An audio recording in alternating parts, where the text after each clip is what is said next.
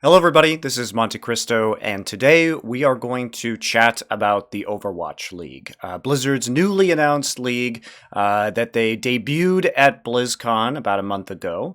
And I've been waiting for a little bit to make this video just because there have been interviews with the director of Overwatch Esports, Nate Nancer, coming out, and to formulate my own theories about what this league is actually going to look like based on the information that they've announced so far.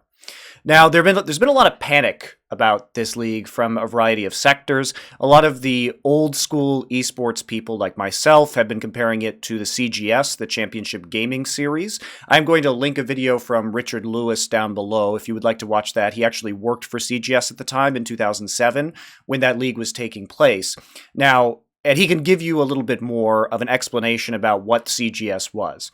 Now, of course, people, if you weren't around, who were around in esports during the CGS era do get scared when things like localization is announced, and because of the failure of CGS and how basically it plunged esports alongside the economic recession in 2008 into more or less of a dark age in terms of sponsorship.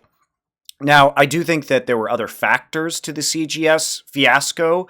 I think it was ahead of its time. There were no streaming services. Remember, this was pre-Twitch, really, pre the explosion of streaming on the internet as being the primary form of consuming esports content. And it was on sort of an exclusive DirecTV deal. There was basically, it wasn't big enough at the time to really justify what happened. And we weren't talking about major NBA or NFL or English Premier League teams getting involved as teams. It was more the endemic teams that were purchased, such as the big teams at the time, which were like 3D in complexity. And the infrastructure really wasn't there yet. The viewership wasn't there yet. And they also did very weird things with the format. They changed the Counter-Strike format to be a lot less appealing than it is today. Richard explains that in his video if you want to get into more detail, because I'm not going to go over it here. And also the fact that teams were competing as with like a CSGO squad and a Dead or Alive and a Project Gotham team, and they were getting points based off those games. So you sort of had to win in several different games to win a match. And nobody in esports is really interested in that. It'd be like Pittsburgh, playing New York, and the hockey team and football team and basketball team all winning. So it gave Pittsburgh the win over New York City, even though these games have a lot of different fan bases. And there isn't necessarily crossover there. So it was pretty awkward, actually, and a pretty terrible format that Overwatch League obviously isn't going to be introducing because it's just a single title, and they will be optimizing the competitive scene for that single title. So Overwatch League, what is it? What we've seen announced so far from Blizzard has been what they say is going to be a rollout over time for a globalized league. Now, what this probably means is that they're going to start in the West, where it's going to be easiest, and then expand into Asia, such as China, Korea, and the Asia-Pacific region, Oceania, including Australia. But for the moment, it looks like, at least for the first year, which they've also announced is going to start in Q3 of 2017, which we can peg sometime after June of next year, as going to be the start of the league. And like I said, most likely, given the announcement video, it's not going to be truly global, at least in year one. They've also said that all players are going to get contracts, that we are going to have benefits for the players, and that there is going to be a bidding process for cities in the Overwatch League, which is something that's really new and unique to this particular league, at least for the time being, though I imagine that Riot Games and League of Legends will eventually head in this direction.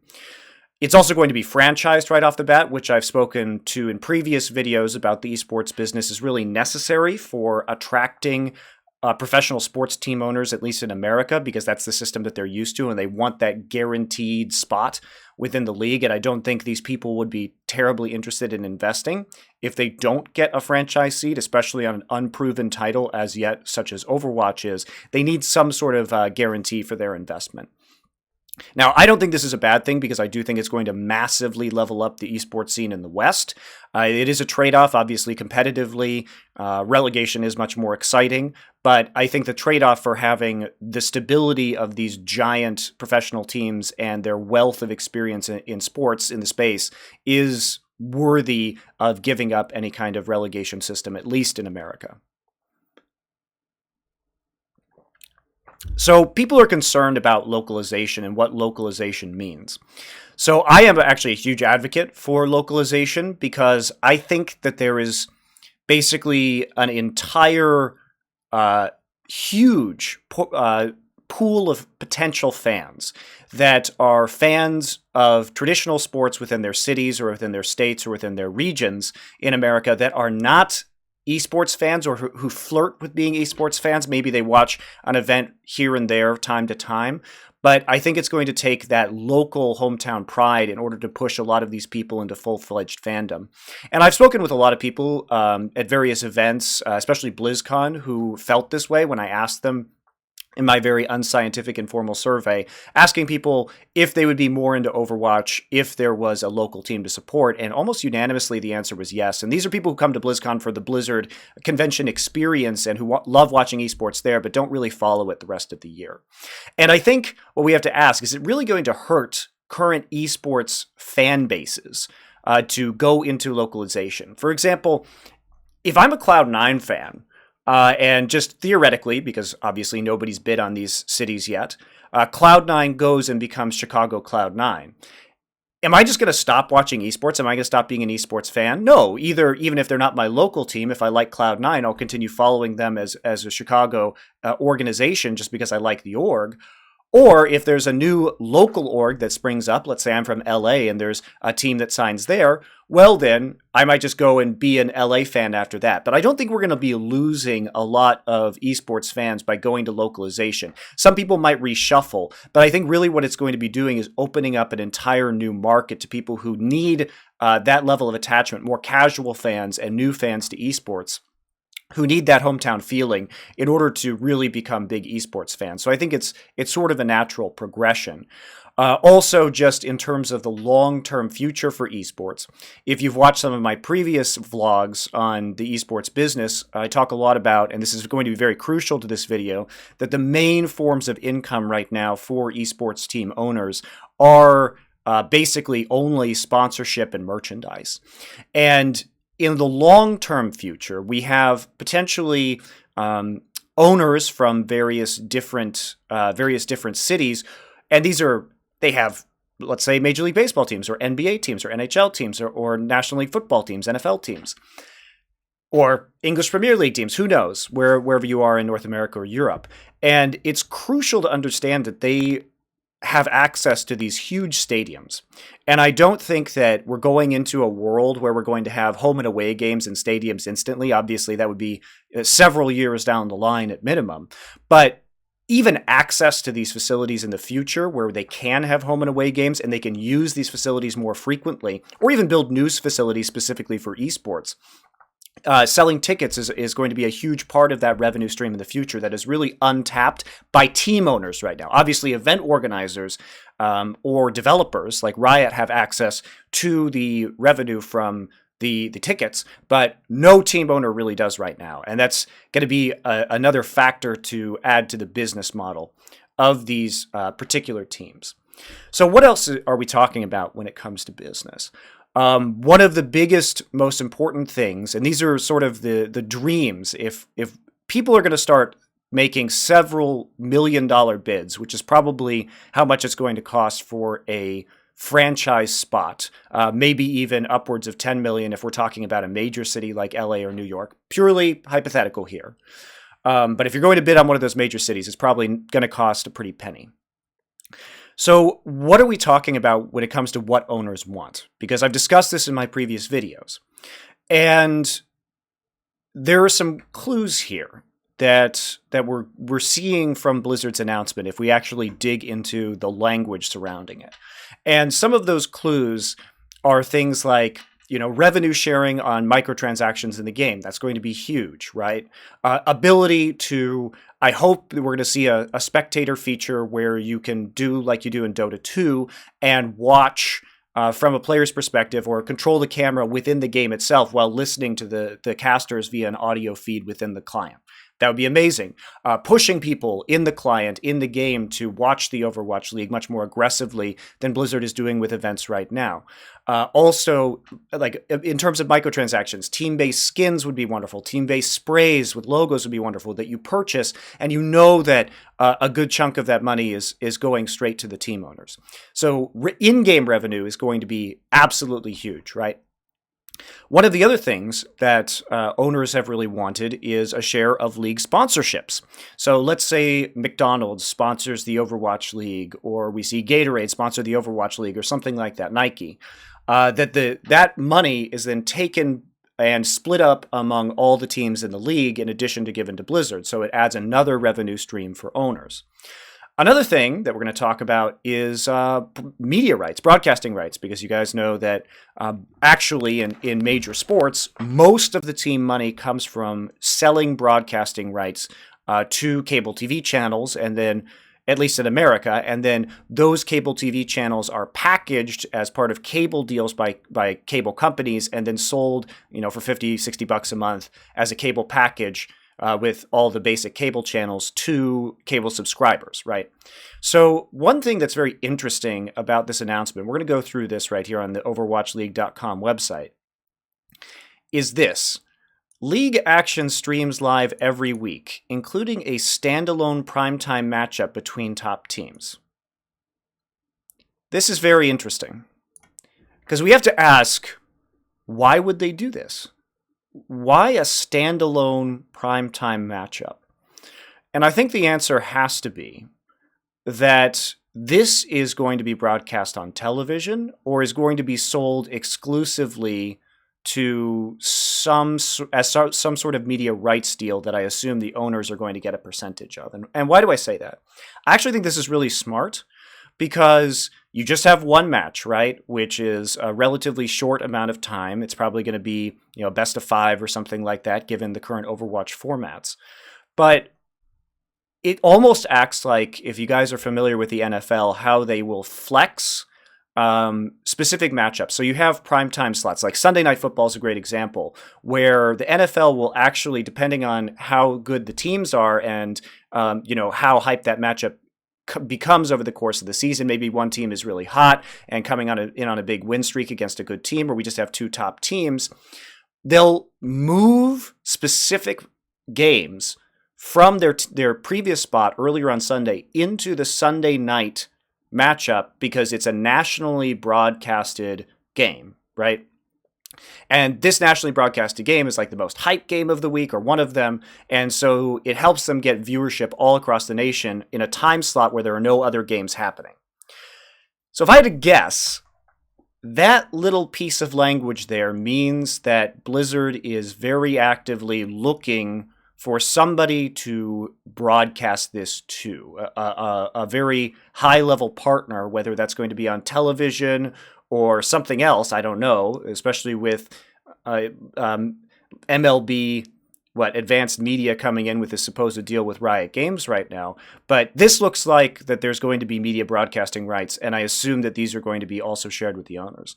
So basically, in a theoretical world where the developers themselves, because remember, the esports team is separate from the development team, the development team is able to implement all of these features in terms of in-game spectation, skins, sprays, who knows what else they'll dreamed up, maybe like themed maps for teams where you buy a copy of Hollywood that has like team banners on it. I don't know. I'm just speculating right here, where the teams could get some of that revenue. Then we talk about, in the future, the possibility of ticket sales, because this is going to be regionalized. And eventually, the hope, I imagine, is that there will be home and away games. Although I don't really think that's feasible right now for reasons we'll get into later. And then we have the possibility of sponsorship revenue sharing. And then we have this very suspicious standalone primetime matchup, which would hint towards the start, at least the start of a media rights sale.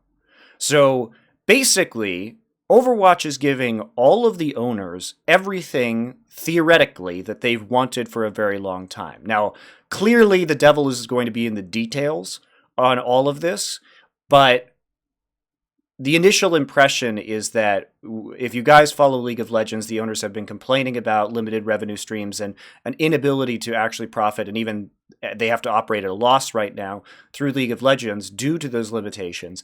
And this appears to be stripping away a lot of those limitations, right? So this is very encouraging, and I think should create a much healthier ecosystem for both the league and for owners. It also shows really the ambition and scope that Blizzard has right from the start in 2017, later 2017 for this league.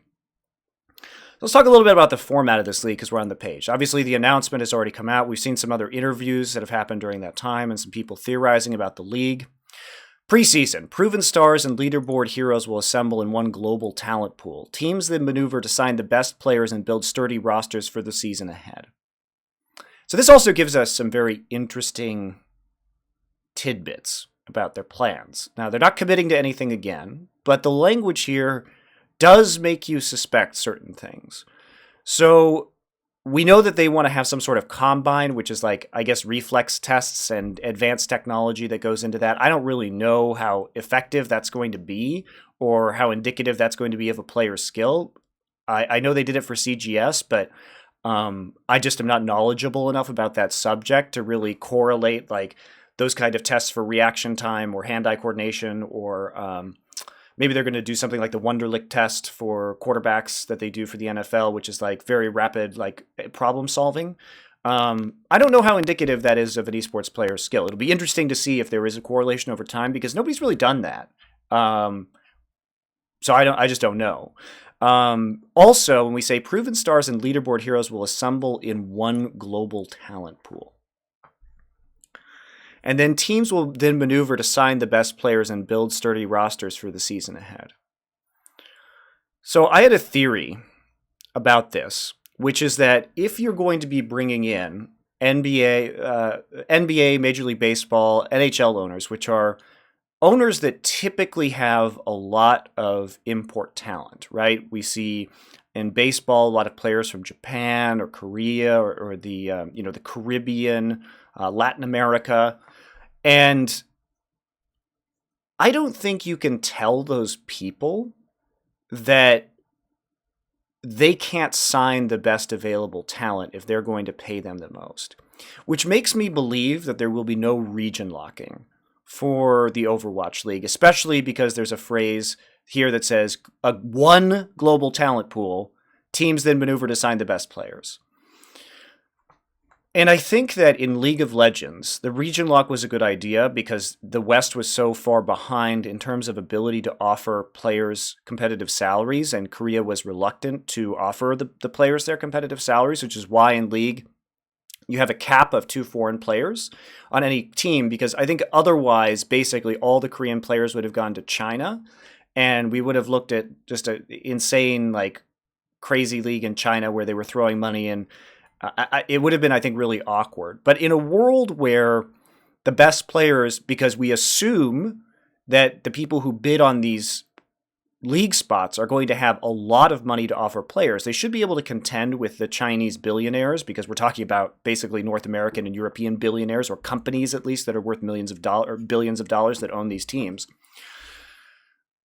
We should assume that they're going to be able to pay competitive salaries, and that therefore, when we consider the global talent pool, there will be more regions for top talent to go to based on the investment that Blizzard is obviously hoping to get into this scene, which is very interesting, which may mean that we have full teams of Koreans in North America or Europe in a way that wasn't possible in previous large esports such as League of Legends. Well, pretty much only League of Legends, because you could do whatever the hell you want in Counter-Strike, obviously.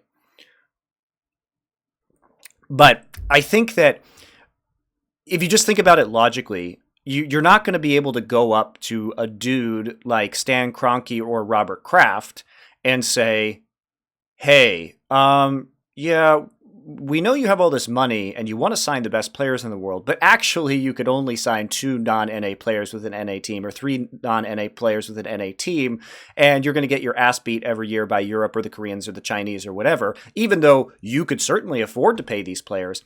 I just don't think they're going to be really down for that. These guys are going to want to make championship caliber teams within North America, and they won't care where the talent is actually coming from. They are going to want to just get the best people possible, even if that means an NA team that has 0 NA players on it, because NA players in most esports are pretty weak because of the, I said, lower player base and lower dedication generally to online PC games. Maybe that won't be true in Overwatch, right? But I think there will not be region locking based on that.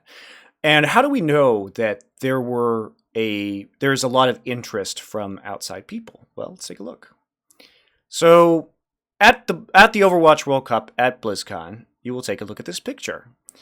And it says that's Activision Blizzard's CEO, Bobby Kotick. Now, if you don't know who Bobby Kotick is arguably the most powerful man in video gaming. Not esports necessarily, but in video gaming, because he is in control of not only Activision, but Blizzard as well.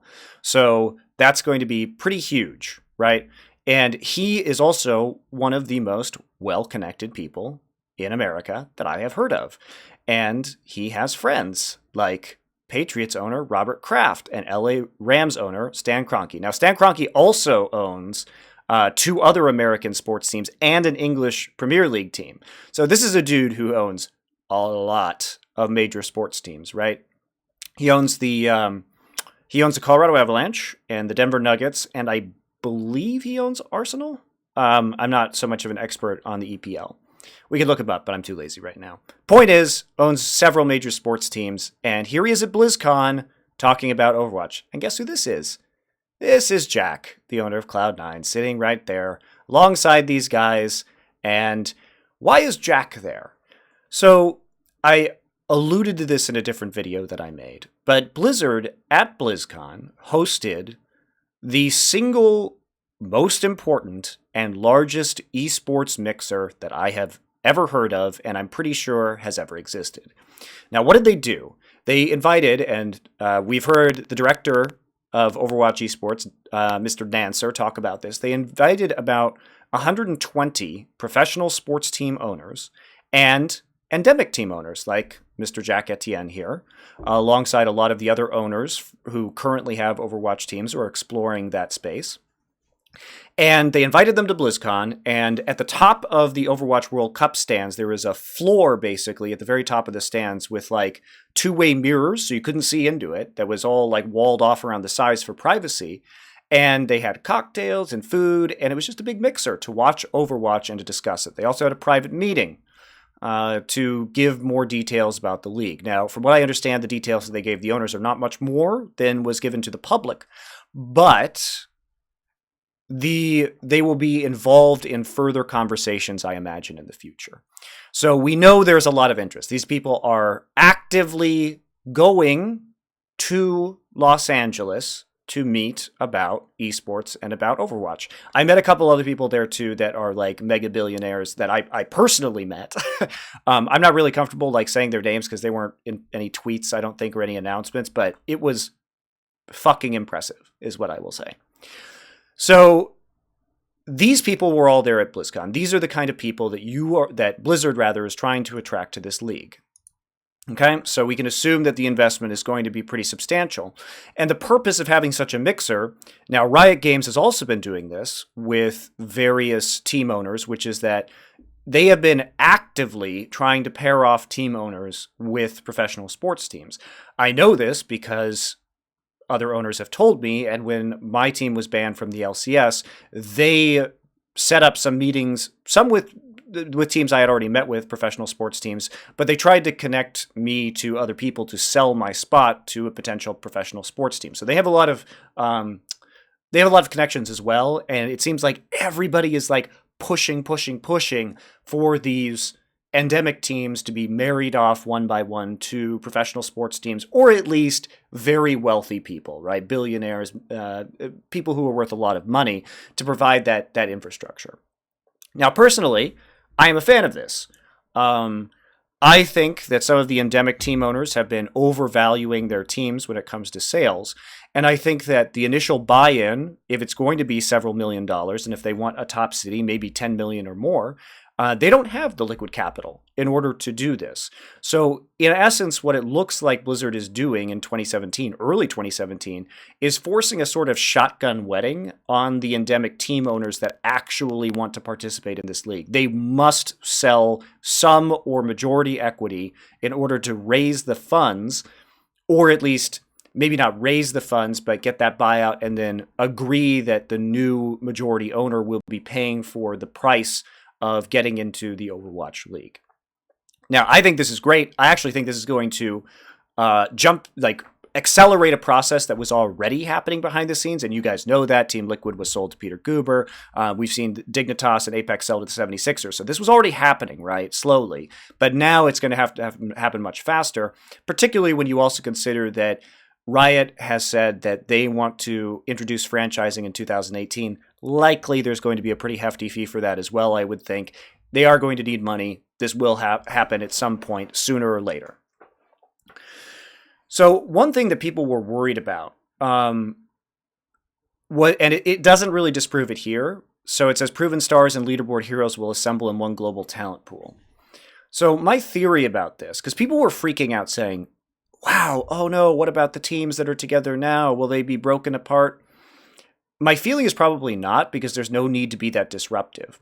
Let's say that Team Liquid with their new NBA money, or Dignitas with their NBA money, wants to get involved in the Overwatch scene. Okay.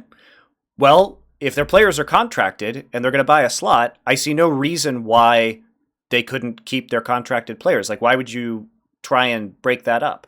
Most importantly, there's been a lot of rumors about a draft going on. And I can tell you that from my conversations with lawyers and from people who have been investigating the possibility of an esports draft in America, has been that basically you cannot have a draft in a sports league in the States unless there's a players association or a players union, because otherwise it's a monopoly for the league and it's an antitrust issue. So I don't think we're going to have a draft here based on that, unless there's some sort of player union that forms. And I think maybe in a few years' time in Overwatch, there will be a draft once that players union eventually manifests, which I think is still 2 to 3 years out. But once it does, I think there may be a draft. But for now, it makes more sense that to reward the teams that want to buy in who already have rosters, to allow them to keep their current players. So what happens to the teams? Let's say a team doesn't want to buy into the league. Maybe one of the best teams right now.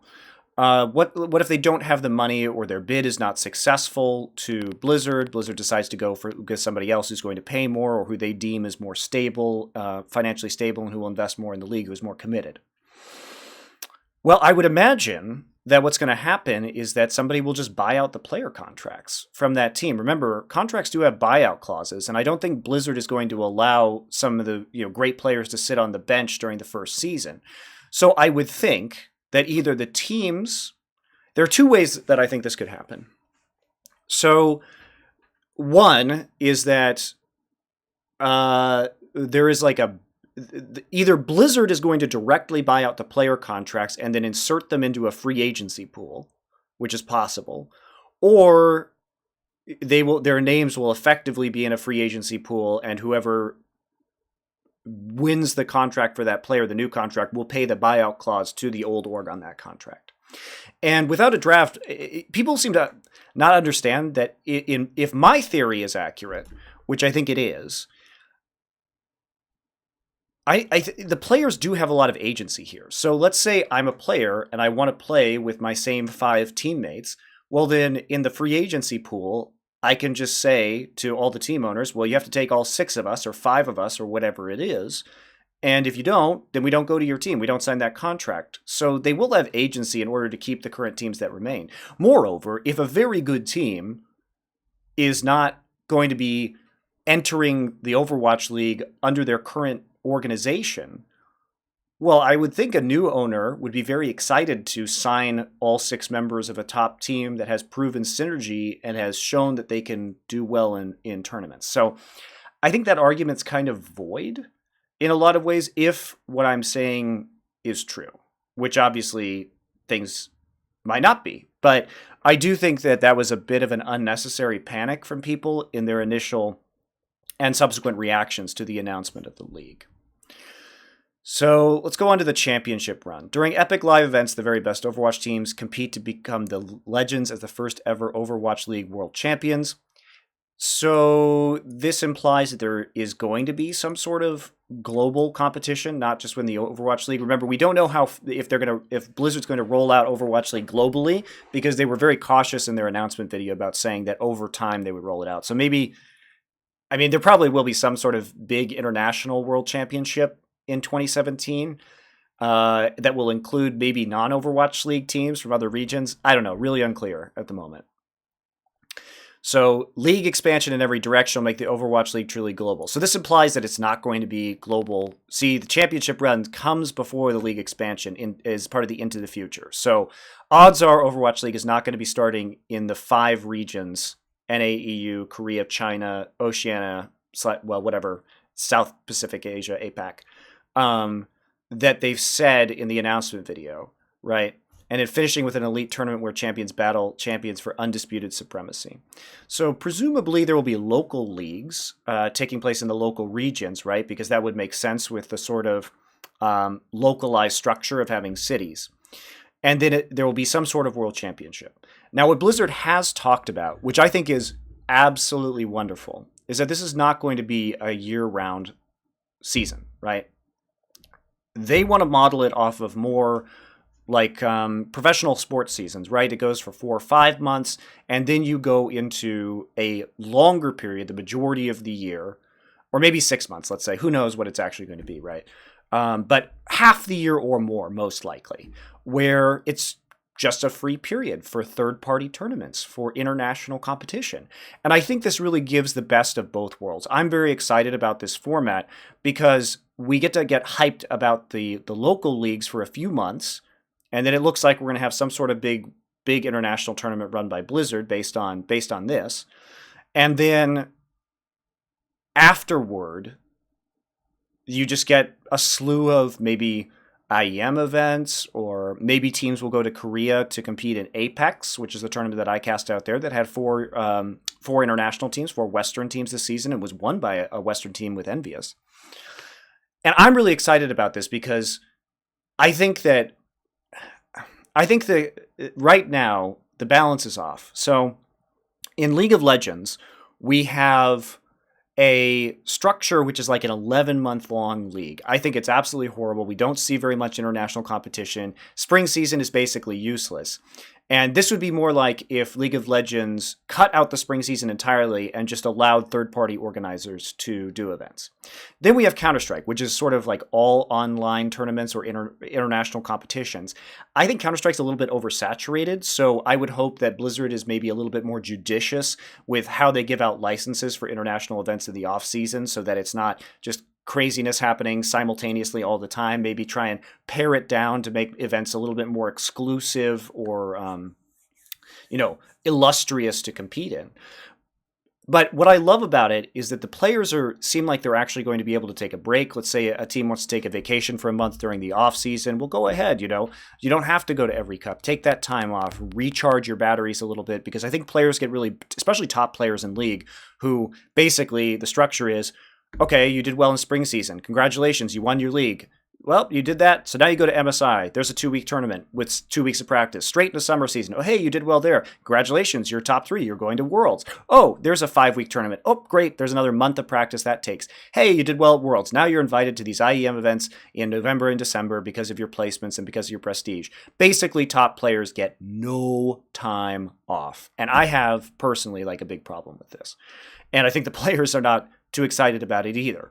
So I think compressing it, having that brevity, as well as having time for things that, if we look at the history of the NFL, the draft, the combine, they're things that hype people up. It's fun to talk about these things. It's fun to get intrigued by them. And if Overwatch can do that successfully during the offseason, there'll be a lot for the fans to talk about in anticipation of the Overwatch League starting, as well as some sick international events, because frankly, it looks like the majority of the year is going to be an open circuit for teams to go compete in Europe or NA or China or Korea or wherever it is, right? And it gives the rest of the ecosystem, the tournament organizers that exist, companies like OGN or Banana Culture in China, which we saw run APAC for Overwatch, the APAC Premier, or we see companies like MLG or ESL with IEM coming in and providing more and different presentations and different styles of tournaments for people to run. I think this is really, really exciting.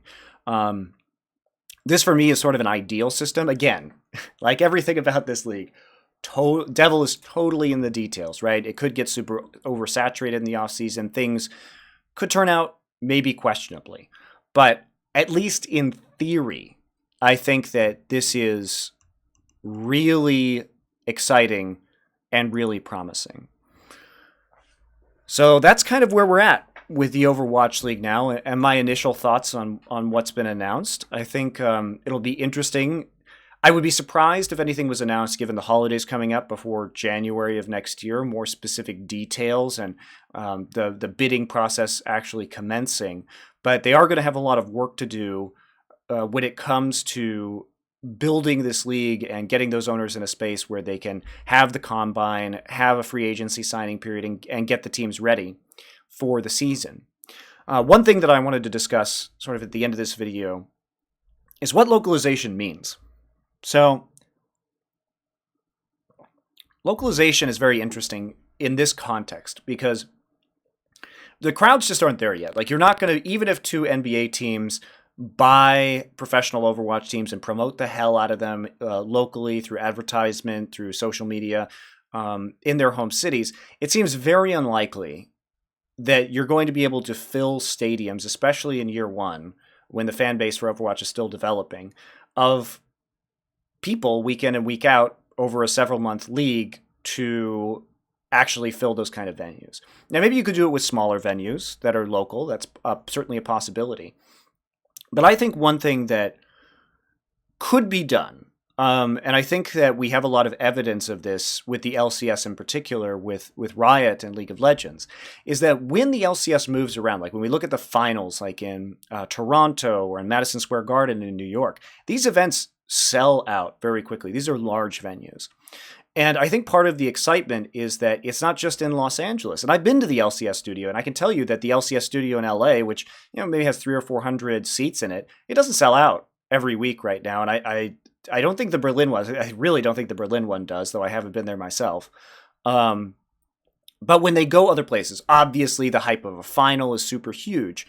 But I think that one of the ways to start really sowing the seeds, well, there are a couple ways you could do it, and they could be combined, to sow the seeds of localization to get people excited, is that after the roster forms, one way you could do it is that during the preseason when the team is training, right? So you have the preseason combine, teams are signed, teams are announced, etc. You ship all those players to that city and do a lot of promotional material, right? Meet and greets, maybe playing with the fans, presentations, a lot of content.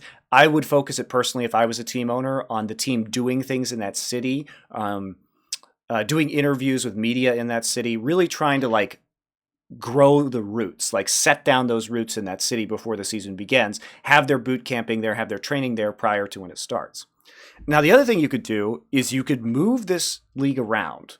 And I think that's the start of it, right? Because if it moves around, and I think the owners, if you're a major sports league owner, you're going to want some of these games in your home city. So maybe part of the deal with being an owner in this league is that, for a week or two every season, the show, the Overwatch League comes to your hometown and it rents a venue or it uses one of the venues that one of these owners has. And because it's only there for a couple weeks, it creates hype. And more people will come more reliably if it's only there for a short period of time, as well as every team sort of gets the hometown crowd feel for a couple of weeks, right? And that's how you start, I think, building a lot more local fans. And then eventually, once the audience gets big enough, you can move to that home and away game format. But I don't think that that's something that can happen right off the bat. And maybe one of these things will happen. Maybe both of these things that I mentioned will happen. There's a lot up in the air still, and a lot certainly to think about. But I think you have to start, getting your fans, your local fans, used to having time in person with the players as part of that home team environment. And that if you do that for long enough, then you could really start to sell those tickets. You can really start to have people enthusiastic about for an entire season coming to those games. Because otherwise, just for regular season games, it might not be hype enough. Now, when it comes to selling out a stadium for the finals, it's another advantage that you have when you own stadiums, that it makes it a lot easier to, say, book them, right? For a finals appearance, you can talk to the team owners that have access to these kind of facilities and who will be really wanting to use them for a huge event, right? And that is certainly a possibility that might come through. Now, all this is going to depend on which cities that people are going to bid for.